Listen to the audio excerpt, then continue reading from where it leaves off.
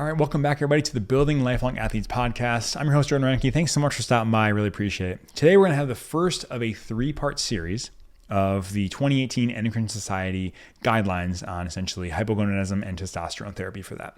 So this turned out to be a much longer one than I was going to do, so I'm breaking it up just to not bore everybody there. But we're going to today for the part one, and part one is going to talk specifically about how they assembled this, what's the idea behind this clinical practice guideline, and then talking about the different types. This is kind of where we're going to go into there.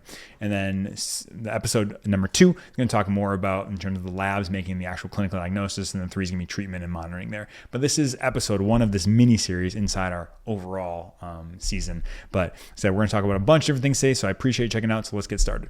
So first, let's talk about how they assembled this clinical practice guideline, right? So essentially what they did is they got a task force together. So all these people get together and they systematically go through tons and tons of data. If you look at the bottom here, there's like 100 plus references. So they go through there and they kind of come up with their quote unquote best practice, right?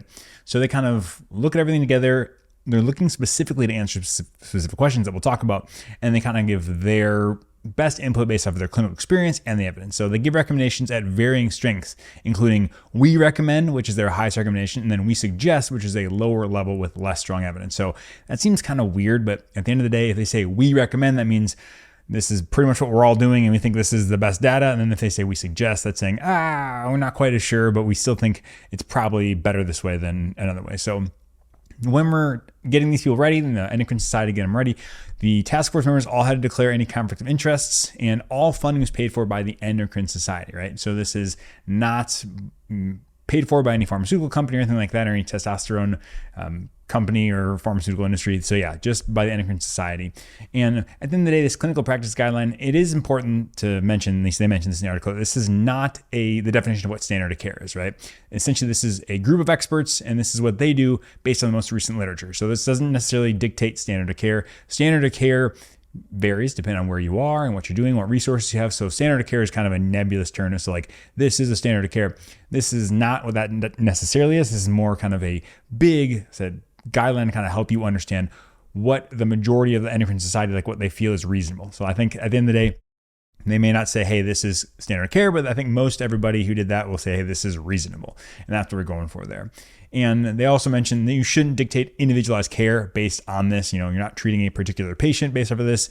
Treatment decisions should not be made based on this overarching evidence, to be made on a case-by-case review. And that's kind of, I said, that's doctor speak. We're always going to say that. We're going to be like, yeah, we're kind of hedging our bets. And and we do that very often, unfortunately. But it is very true. And it sounds like cliche, but no, every person is individualized and unique, and you should treat every patient with a unique and individualized plan and not just based on this. So that being said, let's talk about, they did go over a bunch of systematic reviews, like how they assembled this. They essentially commissioned 2 different systematic reviews. So obviously they were looking at systematic reviews, but they put together a systematic review looking at 2 big things to determine if testosterone replacement therapy improves sexual function, physical function, fatigue, mood, cognition, anemia, and bone mineral density in men with hypogonadism.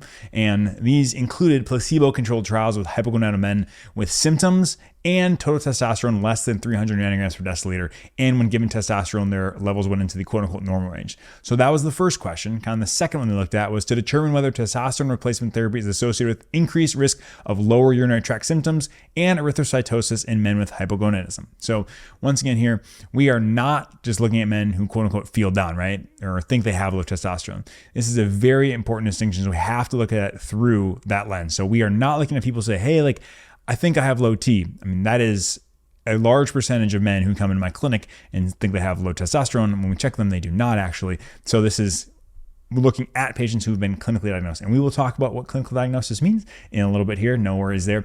But that being said, we are looking specifically at people who've had their levels of total testosterone less than 300, and then also having symptoms, typically sexual symptoms as well. So it's not just kind of subjective people saying they have low testosterone, it's like confirmed there. And so just understanding that is the frame of which we're looking through. We're looking through these patients who have that confirmed diagnosis of it, not just others who have reported. So kind of going there. So let's dive into it here. Let's talk about the diagnosis of hypogonadism in men. Like I said, let's take a little bit of time here to break down some physiology, right? So we previously in the first one, we did talk about physiology. So you can go back there to the first part of the season and talk all about physiology, but we're going to talk about how to diagnose it. So hypogonadism is a clinical syndrome that results from the failure of the testes to produce physiological concentrations of testosterone and or a number of sperm due to a pathology at one or more concentrations of the hypothalamic pituitary testicular axis. So that was like the definition that they read there. So I read that word for word, and you could probably tell that because that sounded really boring. So at the end of the day, what is it saying? We are saying, well, we have a syndrome, or somehow the testes are not doing their job to create enough testosterone or sperm due to some issue somewhere upstream, whether that's the hypothalamus, the pituitary, or the testicles themselves. There's an issue somewhere that's inhibiting the normal production of hormones or sperm or what have you. So that's kind of what we're thinking about there. And specifically, we're going to talk a lot about testosterone because we're making diagnosis based off of testosterone and not sperm. But that being said, that can be a part of this. So if you go back, right, if you go back to episode 1, the hypothalamus secretes GnRH, right? GnRH then acts on the pituitary gland, which then stimulates an LH and FSH secretion. And then the LH acts on the Leydig cells of the testes to make testosterone. So one step back, we have the hypothalamus secretes GnRH, and that acts on the pituitary gland, which then secretes LH and FSH, and LH acts on the Leydig cells to make testosterone in the testes. So, okay, all right, so we're tracking there. So we're talking like hypothalamus, pituitary, and testicle. So that's kind of this axis. They call this the HPT, or hypothalamic pituitary testicular axis, and that kind of all working together. So that's how it goes. If there's an abnormality in the testicular level, that's called primary hypogonadism. So if we have an issue at the testes, that's primary. That kind of makes sense, right? I think primary meaning like this is the main spot. It kind of makes one for one, right? If we can't secrete or can't make testosterone, that's like the cause of it, as opposed to something else downstream. So that is primary. If the abnormality is in the hypothalamus or pituitary gland, that is called secondary. So once again, primary issue with the testes, secondary somewhere else, usually hypothalamus or pituitary gland. And it sounds like I'm getting pedantic here and kind of really beating a dead horse, but I think it's important to make these distinctions because it dictates treatment and understanding the labs. So all this stuff, I just want to make sure we're on the same page for here. And so let's talk additionally, there are some different types of hypogonadism, right? We talked about primary versus secondary. We're going to go a little bit deeper here about what they are and then some other names as well. But first, primary also has another name, which can be called hypergonadotropic hypogonadism. So hypergonadotropic is essentially talking about the LH and FSH, meaning we are seeing elevated levels there. So in this primary or hypergonadotropic hypogonadism, this results in low testosterone. So that's kind of a common theme here. We're going to have low testosterone because that's what we're talking about here. But then you also have impairment of spermatogenesis in terms of you can't make the sperm. And then we're going to have an elevated gonadotropin levels, meaning LH and FSH. So if we think about it here, breaking back physiology-wise, the hypothalamus works, right? It's secreting GnRH, no problem. So does the pituitary. Pituitary works as well. So we have GnRH going to the pituitary, secreting LH, FSH. So we have those, they're making them no problem. And then what's happening is they're having an issue at the testes. So LH and FSH actually going to be secreted like crazy. Essentially, your body's saying, hey, what the heck? Like we should be giving me testosterone. Why are you not? I will give you more LH and more FSH to ramp that up. So essentially, we just keep pumping LH, FSH. We're going, but our testes are saying, nah, not going to do it. And so that's why we have a low testosterone, but a really high elevate and FSH because everything above that is working, right? So testosterone is coming from the testes, and the testes are not working in this situation. And so that is why we have a lot of LH, FSH. Essentially, your body's just saying, hey, this is what I usually make to make testosterone. I'm just going to do more. I'm going to keep ramping up until I get what I need, but it's not happening because there's something going on in the testes. And so that is essentially primary. That's what we're going for here. And what causes this? Well, it can be caused by a bunch of different things. One thing we look at specifically is called Klinefelter syndrome, where this is a genetic condition where the patient has an XXY chromosome. So instead of just XY for male, we have XXY. So we have kind of two X's and an XY. So it's almost like a different sex chromosome, but there's two X's and a Y, and that can lead to a bunch of different things. It also can be caused by cryptorchidism, which is a fancy word for saying an undescended testes. So that's why we check when a baby makes their descended. Can cause from cancer chemotherapies, radiation to the testes. If you had trauma there, if you had testicular torsion, if you had some sort of infectious orchitis, which is an infectious inflammation of the testes, if you have HIV, if you have anacoria syndrome, which is essentially the absence of the testes, and if you have myotonic dystrophy, which is a genetic condition, all of those things could lead to essentially primary hypogonadism. So that's primary. Hopefully that makes sense, where we're having the low testosterone because it's coming from the testes, and we're going to have high LH and FSH. Moving on to secondary, aka hypogonadotropic hypogonadism.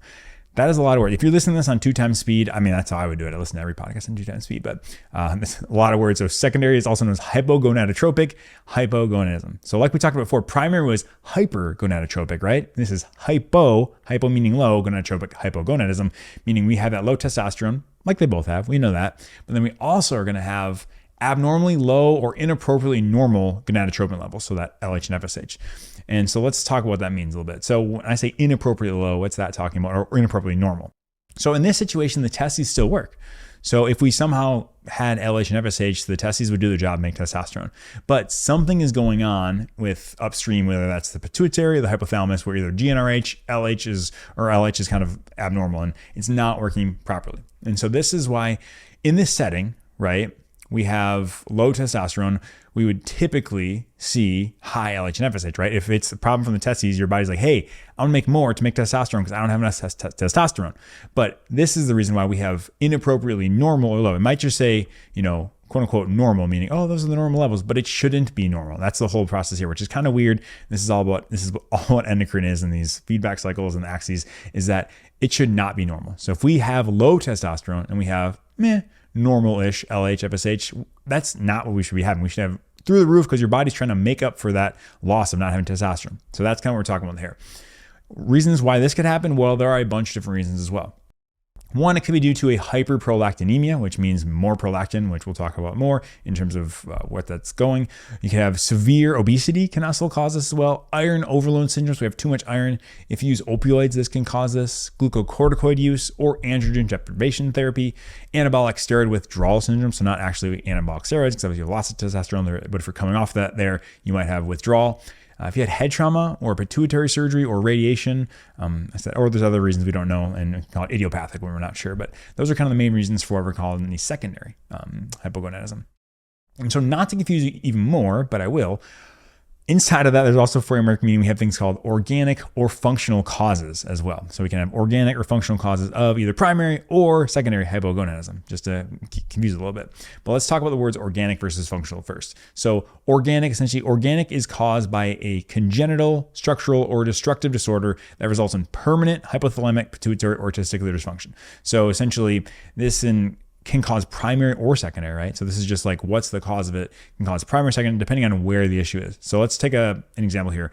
A primary organic hypogonadism are things like Klinefelter syndrome, cryptorchidism, myotonic dystrophy, post-radiation, orchitis, trauma, torsion, things that can't be changed at the level of the testes. So let's take that back, right? So if it's primary, once again, we know it's happening at the testes. If it's organic, it's something that we essentially can't change. So it's a bad luck, a bad genetic draw, or you had a trauma or an accident, things that like at this point in time, you can't go back and not have testicular torsion. If you had a history of that, you can't go back and undo the trauma that you had. It's the trauma that you did have. So when I think of organic, it means, hey, it's organic. It just came up there. It's what we have. It's the cards we've been dealt. We have to deal with it. It's not reversible.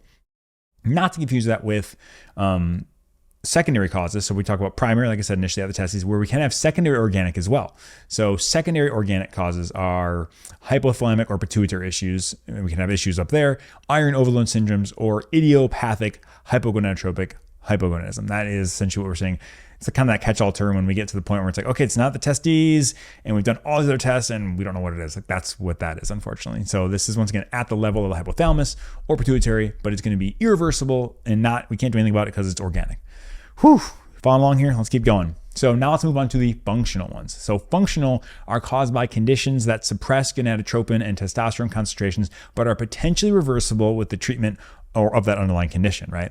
And so if we think about here, let's look at a primary functional. A primary functional is something like, medications that inhibit androgens or end-stage renal disease. And so once again, primary, we talked about at the level of testes, but functional is, this could potentially be reversible. Secondary is going to be obviously at the pituitary or hypothalamus there. Things like that are functional, meaning potentially reversible, are hyperprolactinemia. So we're having too much prolactin made up there. When we have opioid use, maybe anabolic steroid use, glucocorticoid use, alcohol use, marijuana, nutritional deficiencies, severe obesity, and organ failure. And so that's kind of all those things that it can be. So once again, if we're talking about functional is possibly reversed. And then secondary means, hey, not at the testes, it's somewhere else. And this is like, the vast majority of the things that I see, quite honestly, is that, hey, it's not a permanent thing there, but a lot of times people with obesity or have lifestyle issues, this is kind of where it fits in, where we can reverse things there. And that's always my goal. If we can have a functional one, then we can reverse it. And I'm always happy about that. So We're still tracking here. Hopefully everyone's doing well. We're going to talk about how do we determine the type of hypogonadism, right? So we're going to determine if it's hypothalamic, pituitary, or testicular. And so, like I said, a lot of times we group hypothalamic, pituitary together in terms of just like, hey, it's that category. So really we're trying to differentiate between hypothalamic and pituitary or testicular. So let's talk about secondary, right? We talk about secondary, that is not in the testicles, that's hypothalamic and pituitary. We're going to talk about how do we work that up, right? So essentially what we're going to have to do is we're going to measure the prolactin and iron saturation. Those are like the two big tests. We're looking to get those tests. We're looking to rule out a hyperprolactinemia, some sort of head trauma, iron overload syndromes, or hypothalamic or pituitary tumors. I said, or there can be other infiltrative or destructive hypothalamic pituitary disorders as well. But like I said, we're going to go through that. And that's obviously after getting the testosterone, right? So we'll talk more about that, but we've gotten testosterone, we've been low, and we looked at the testes and we looked at the LH and FSH, and LH and FSH were low or inappropriately normal. We're like, okay, what's causing this? That's when we get this prolactin and iron. Those are like the two ones we'll get as well to say, hey, okay, what's going on? And we're looking for all those things that I just mentioned in terms of hyperprolactinemia, some sort of head trauma issue, something going on there. If we do all that stuff and it's normal, then it's a diagnosis of exclusion, calling it congenital or that idiopathic hypogonadotropic hypogonadism. So like I said, that is a lot of words, but that's when we work up everything. We say, hey, we're not sure. I think before we can formally say that, what we would do is most likely get an MRI of the cell. Cell is kind of a part of the brain that we're looking at the pituitary gland, and we're looking for other things like could there be a tumor there, something going on there. Like I said, if someone has symptoms like they have headaches, visual field defects, or other visual problems, sometimes we can have, if we have a mass in the cella that can cause like visual problems and stuff, and so we'll do that. But like I said, if we've gone through and we got the prolactin, we got the iron, we're looking for all that stuff, we got the MRI, and it still shows up that we don't know what's going on, then that's where we kind of name it idiopathic, meaning we're not sure what's going on. It's not the testes, it's not anywhere else that we see, but you still have this, and I'm sorry. So that is a big, unfortunate catch-all term there. So that is what we're talking about there for secondary in terms of working it up and how to determine it. And then for primary, like I said, a lot of times if we think it's primary, one thing, the first thing we'll order, obviously we've already done testosterone and LH to determine that it's primary, but then we're getting a karyotype. So a karyotype is looking at your genes, and then we're looking for Klinefelter, right, for XXY. And specifically, we're looking at people who have a small testes size, less than 6 millimeters. So if you've ever been in a urology office, they kind of have like a testes on a chain to kind of, you can actually like see what size they are. And so if they're a certain size, we worry about Klinefelter. And so I just spent a whole bunch of time getting really in the nitty gritty, and that was pretty nerdy. And if you're with me, congrats, that's awesome. But like, why do I care about this, Jordan? Why do we care about it all? Well, we care about this because we can treat secondary hypogonadism related infertility with gonadotropin medications to potentially restore infertility, but we can't do that with primary. So once again, if we have secondary hypogonadism, we may be able to give some type of medications to potentially restore infertility, whereas we're probably not gonna be able to do that with primary. Obviously, this is not something you're doing, casually here. You're probably not even doing it with your primary care doctor. This is usually we're getting urology on board or some sort of fertility specialist. But that being said, we care so much about differentiating, understanding what it is because it affects our treatment. And that's why we care. And on top of that, we care about is functional or organic, right? Because functional can be reversed and organic cannot be. And like I said, the majority of the causes that I see are people who can turn this around with lifestyle management. Typically, they fall into that secondary category due to some sort of underlying chronic condition. So it's not an issue at the testes. And so I think it's so important because we need to go here. We need to be able to treat the actual problem and not just mask it, right? So obviously this whole thing we're talking about here, this is the Endocrine Society's recommendations. It is not necessarily how I do it, and we'll kind of sprinkle in things here and there. I'm going through there, but the whole reason any of us do this and treat this is to treat the underlying problem and not just mask it. So if we have something that is a very obvious secondary cause and we're not addressing it, that's not ideal. I think we should obviously attack things that we can, try to do it from a non-pharmacologic perspective too, and they would agree with that too if we can, but obviously we have testosterone if we need to be. But like I said, all this whole spiel that I just talked about there in terms of why we're doing it, what we're looking for, how do I differentiate, primary, secondary, what does it matter for? All because it comes down to how we can best treat and help our patients. That's what we're going for here. Thanks so much for stopping by today. I really appreciate it. If you stuck all the way to the end, mad props to you because this is some dense stuff, so I appreciate it. I'd also appreciate it if you give this a 5-star rating on iTunes or you share it with a friend. Those would be the best ways to help get the word out. And I'm just trying to help as many people as possible, so I really would appreciate your help. But thank you so much for listening to me and putting your trust in me and spending some time with me today. I really appreciate it. Now get off your phone, get outside, and have a great rest of your day.